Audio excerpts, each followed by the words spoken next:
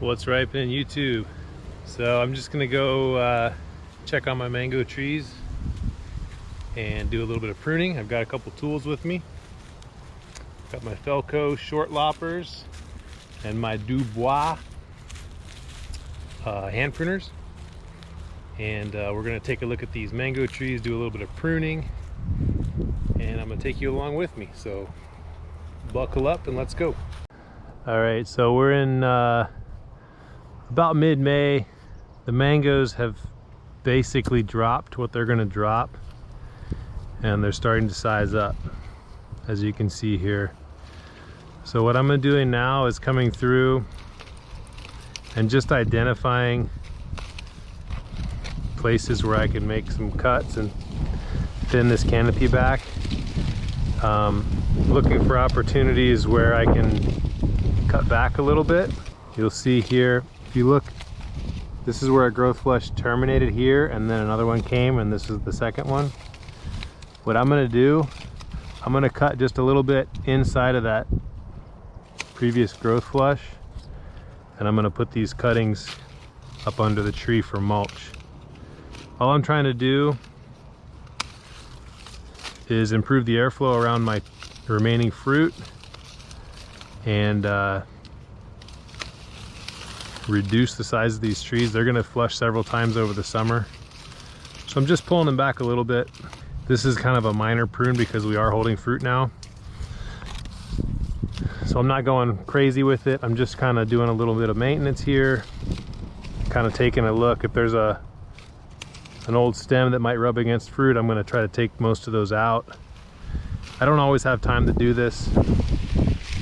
Oh! Hopefully, you see the sap coming out? It's clear.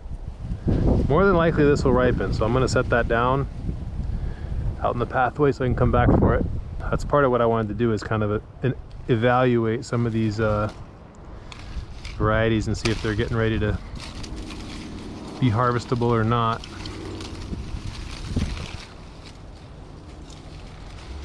But like I said, I don't always have time to do this. I'm just kind of coming through here, doing a little inspection, trying to evaluate things. I was talking to a client the other day, and they said that they were disappointed with how short my videos were. They were saying that if they had it their way, like they like to, like at the end of the day, kind of put on YouTube video and settle in, you know, have something to eat or whatever, and that my videos were too short. They liked my content, but they thought it was too short. So, you know, if you're one of those people and you like a longer format, let me know down below. If this is totally boring to you, then you're not gonna hurt my feelings if you move on. That's totally cool. For me, this type of pruning is kind of like therapeutic. I really like doing this kind of stuff. So I'm making cuts that I wouldn't make later in the season, because I know that after these fruit I'm gonna come back. So here's a branch that doesn't have any fruit on it. I'm gonna go ahead and cut this pretty far back and just double check that there's nothing there. Nothing on this whole branch. Okay, there's one on that one. So I'm gonna cut back to here. What I'm looking for is opportunities to reduce the canopy here. Here's another branch with nothing on it, and it's pointing down, so I'm actually gonna come in here, take the whole thing out. So one of the things that I've come to realize over the last couple years is that the conventional wisdom, or the latest trend on keeping your mangoes small and bushy, I don't totally agree with that. I have a different opinion about it. I've been doing that for a while, and my results have been mixed. One thing that I've noticed is that in years past, when I was tip pruning constantly and trying to keep my mangoes bushy, that I ended up with a lot of fruit that were touching the ground, and the fruit quality would suffer because when the fruit touches the ground, it has a lot of opportunities for animals to get into them and mess them up. And also it's you know, when it rubs against the ground, there goes another drop. So again, relatively clear sap. There's a little bit of whiteness in that. I'm gonna set these aside and just see how they go. This is part of the process here, is learning, because some of these varieties you can pick them early and they'll ripen, some of them you can't. And with a grove like mine, I have so many that, you know, there isn't one way to do this, and I'm having to learn this as I go. So anyway, when I was talking about the whole bushy mango trend, I think the tip pruning is a valid, it's good advice, but I think there's more to it than that. I think make sure there's no fruit. There's a fruit here. Let's let that one hang. I think there's more to it than that. You cut everything real bushy and keep it really short, you'll end up with your fruit hanging on the ground. So what I'm tending to do now is to lift up these skirts. So I did it last year, so that's why you're seeing my lowest fruit are still barely touching the ground. Last year I had a lot of fruit on the ground, and the fruits on the ground didn't look so hot. So kind of making adjustments that way. You can adjust as you go, or you can let your canopy establish a little bit higher off the ground and then still start doing the tip pruning like people have recommended elsewhere. It's really up to you, but I'm definitely going in that direction of keeping the canopy up a little bit higher. Cool thing about doing this is that I can take some of the weight out of these branches too, and sometimes the fruit will lift up a little bit better. So I can help it out a little bit. It's not going to be a, you know, a total cure, but a lot of these branches that are all vegetative, I can take them back. Like I said, I'm going just on the other side of the growth flush so that I can get still another complex flush of growth. But again, I've set these up to where they're a little bit higher. There's a flush there, flush there. I'm gonna come up to right there. All of this growth that I'm cutting off is going back under the tree. I'm feeding my own trees with their own vegetation, and I think that's a really cool place to be when your trees are big enough to start mulching themselves. That's a pretty cool spot to be in, because it takes a while to get to that point. So a lot of us, we go through what in like a syntropic agriculture model, they would call it an accumulation phase, where you're trying to bring the fertility in and you're trying to build up a system. And then once you get to a certain point, you move through the accumulation phase and into an abundant phase, or more of an established phase. So when I come up to a branch like this where there's a branch pointing straight down, I'm tending to take those out now, because all they do is continue to go down. They'll just lag and sag all the way down, and I'm not really interested in having my branches lag and sag like that. Another reason why I'm bringing my canopies up is because I've started planting the pineapples underneath, and so I have an appreciation for that little bit of space underneath, and that's just another little aspect. Just kind of taking a look here. This is the triple sec or Seacrest variety mango. This is the first one in my grove on this corner. I'm just going to take some of this bulk out so I can see where my fruits are. I do this with bananas too. I like to take, when my bananas are developing, I like to take a lot of the canopy out just so I can see the fruits as they develop. If you were growing on, you know, multiple acres, you probably wouldn't have time to do this. But for me, I know I'm going to have people here on a tour. They're going to want to see the fruit. I'm going to want to monitor all the ripening, and being able to see things from a distance is super helpful. So here's a branch with confirming no fruit on it. I'm going to go ahead and take the whole thing off. And now you can see the fruit hanging down from the other branch. Took all that funny business out of there. So, all right, so here's a pruning decision. Got a branch coming up and I've got a branch coming down. The branch coming down has nothing on it. And as it comes down, usually it's gonna grow and it's gonna sag more and more and more. This has a little bit more structure, so I'm gonna go ahead and come back and take this out. You may have a different style and strategy, but I'm kind of showing you mine right now.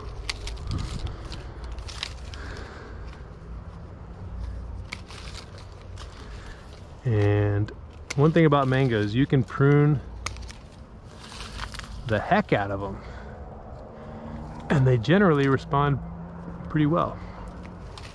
There are some caveats to that, and you can prune too much and you can prune too late. And, you know, I'm certainly not the end-all be-all expert on this, but in my experience you can prune. Last year I did this. I pruned during the fruiting season, and I'm getting fruit again this year, so I must be doing something right. But as you can imagine, this could take quite a while if you had hundreds or thousands of trees. So most of the time this isn't going to be done this way. If you've got a small grove, obviously you can give it the TLC that I'm doing now, or even more, depending on your time resources. But as you can see, all this stuff on the top, there's nothing going on up here. So what I'm going to do is actually just set it back a little bit, because I don't need any of that. Not right now anyway. I'm going to go ahead and clip a lot of these back because I want the branches to be in contact with the soil. That's what helps them break down the fastest. And that's what helps build the soil the best. When they're in big clumpy bunches and they don't touch the ground, they tend to dry out and they're less beneficial. So here's a branch that's growing back into the canopy. I'm gonna go ahead and take that guy out. Not necessary. I'll take that one out. Take that out. So I'm kind of exposing the fruit that are here, and then I'm also setting myself up for the next set of pruning.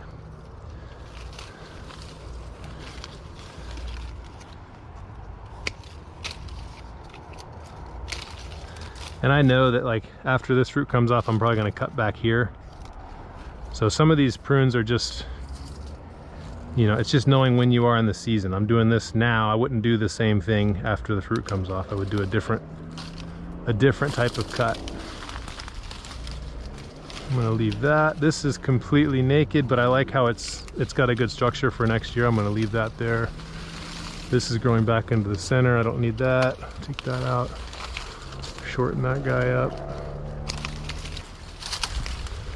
So there's nothing going on this branch. One big long panicle with fruit on it through here. I'm gonna leave this. I'm trying to cut back to thicker wood because I want more integrity in my branches. I want them to be able to hold weight instead of drooping all the way to the ground when they hold for next year. So that's part of what you're doing when you're pruning back, is you're encouraging some more rigidity in these branches before they hold weight next year. And then you're also removing these dead panicles, the ones that didn't perform. This is where all the potential, you know, disease and fungus comes in. So when you remove those and drop them, you're just kind of helping out the overall health of the tree. At least that's what I've been told.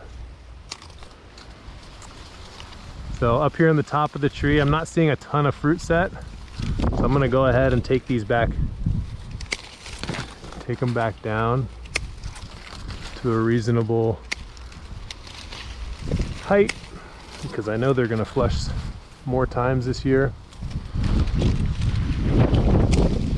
And as you've heard, when you tip prune, you do earn yourself more opportunities or more options when you're pruning later. So that's kind of what I'm doing, is just kind of encouraging the top to be complex. Later on in the season, I'm going to come through and probably thin out the middle, cut things back as the fruit comes off, And it's not, you know, to me there aren't really rules for this. This is just kind of feel it out as you go, and you learn as you go. And you know, it's kind of hard to just give someone the 6 rules of pruning your mango trees, because we all have our own different criteria. You know, if you have a space limitation, or if you have something else nearby that you want to keep in good shape. So here's a branch that didn't produce a fruit. It's got multiple flushes. There's one there, one there, one here, and then I tipped it back and it made a branch set. So what I'm going to do is take the branches that are hanging down out, because those are the ones that are going to sag too low, and then I'm going to shorten the ones that I'm remaining so that they'll stiffen up for next year. So hopefully this makes sense. Here's another one that's pointing down. I'm going to go ahead and pop that guy out.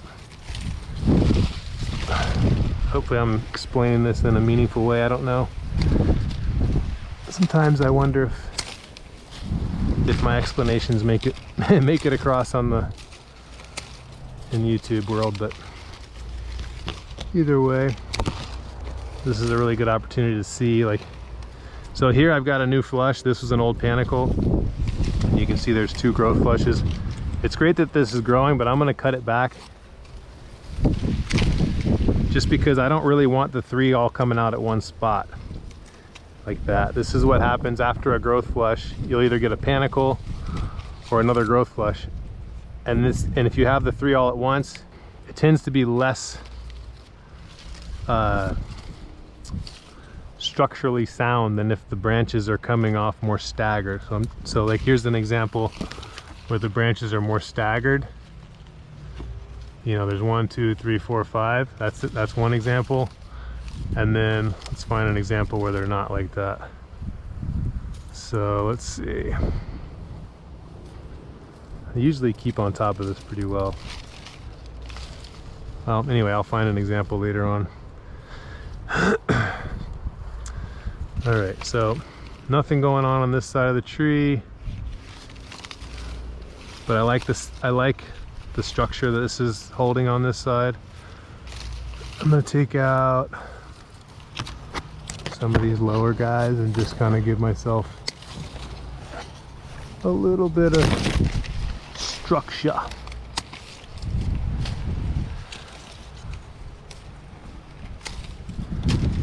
So I've had a few people ask me about pruning mangoes, and I don't think it's that they don't know how. I think, you know, everyone likes to hear other people's experiences and point of view.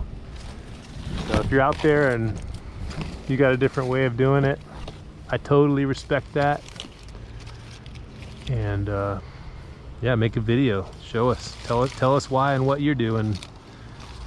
We can all learn from each other. That's kind of the cool thing about the times we live in. All right, here's another branch. It's got not one single plant, not one single fruit on it. See this whole thing in my hand, even up here. And what I'm gonna do, I'm gonna leave that branch, but I'm gonna cut it all the way back to here.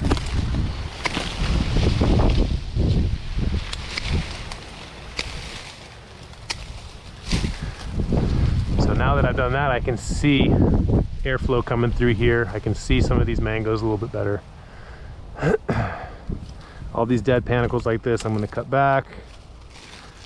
Sometimes I'll cut way back. It just depends on what else is going on. This one's kind of crossing over.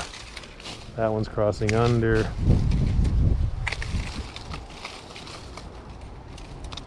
Let's see, cut that back.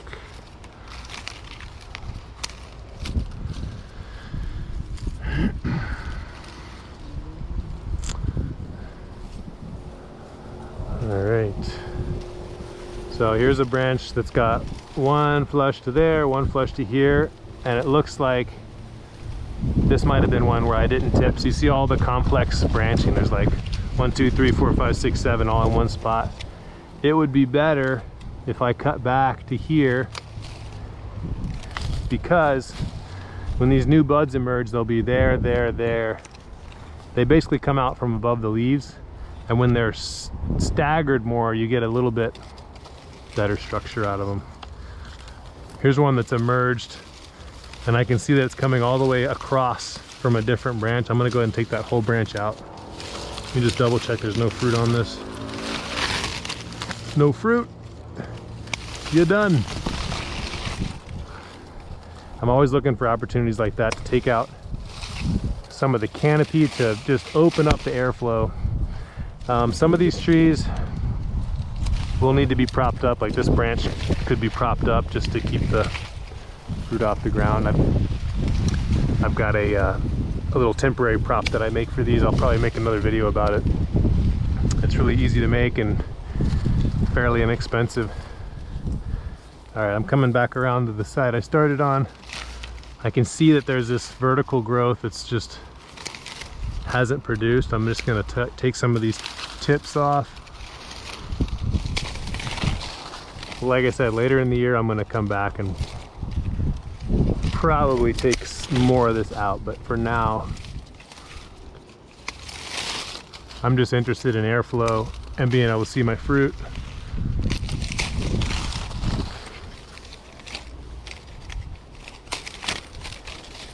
I've been pruning my mulberry trees today too. I was doing that today. I was doing some research online, and there's a guy in the Philippines that talks about how he can get his mulberries to fruit like 7 times a year by defoliating them.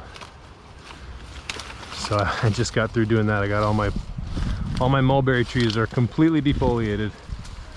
We've already had the fruit off of them earlier in the season, so we'll see if they perform like they do in the Philippines. That'd be kind of cool.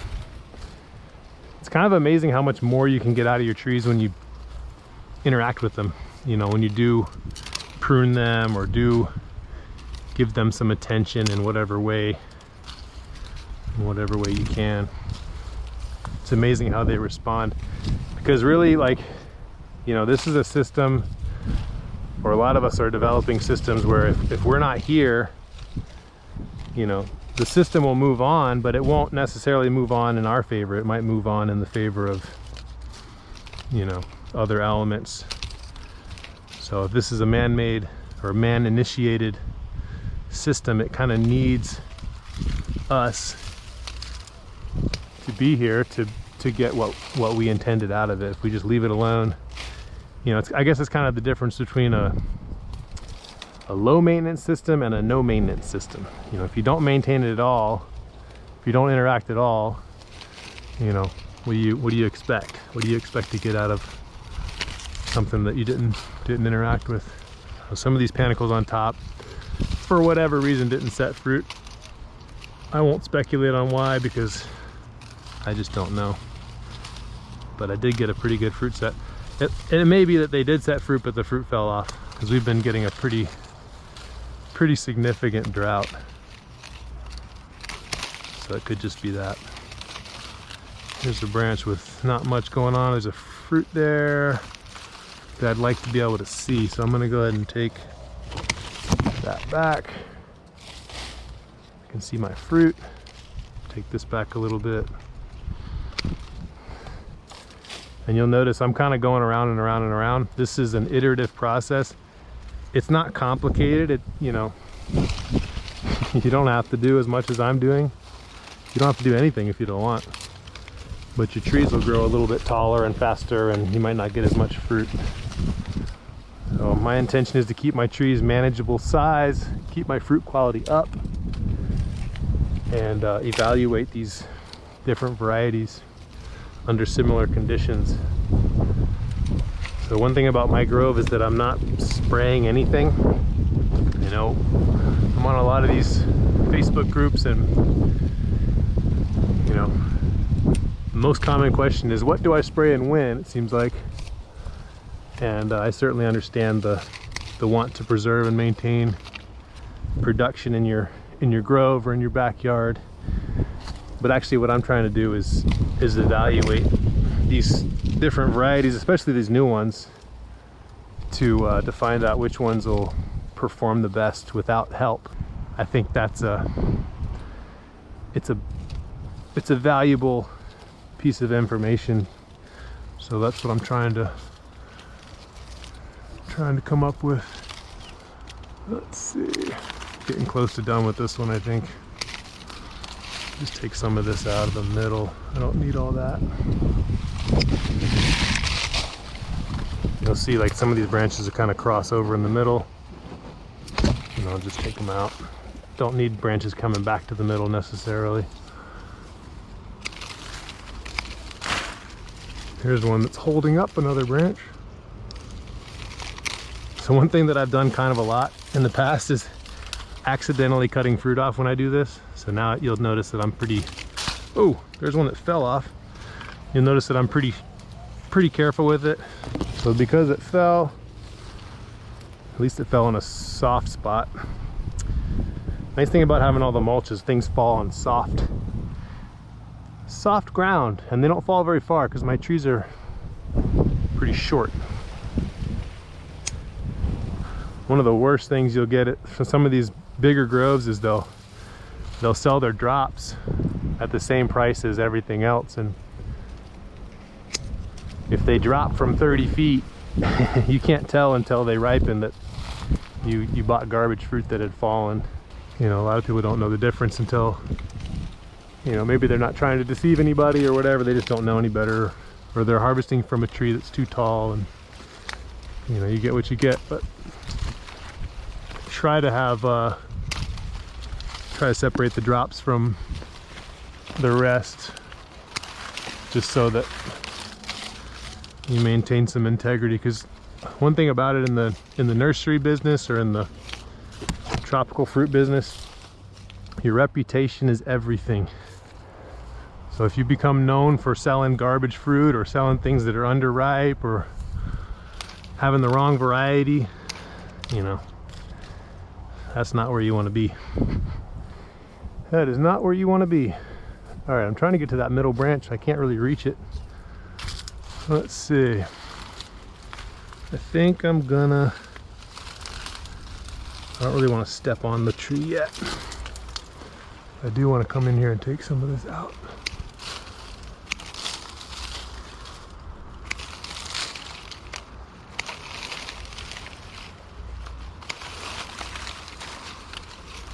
Hopefully you can see what I see in the video.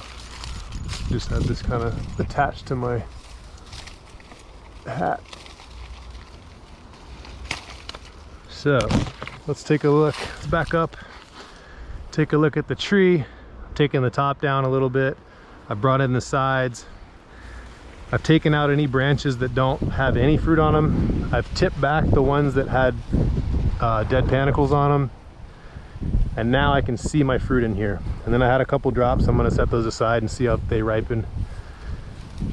So part of that, those ones are gonna teach me, you know, is this an early variety? Does it ripen well off the tree? This is all valuable information. So I've got a long ways to go. I'm gonna keep going. If you guys wanna see more stuff like this, let me know, and I can make more videos like this. But you gotta let me know. I'm gonna keep going.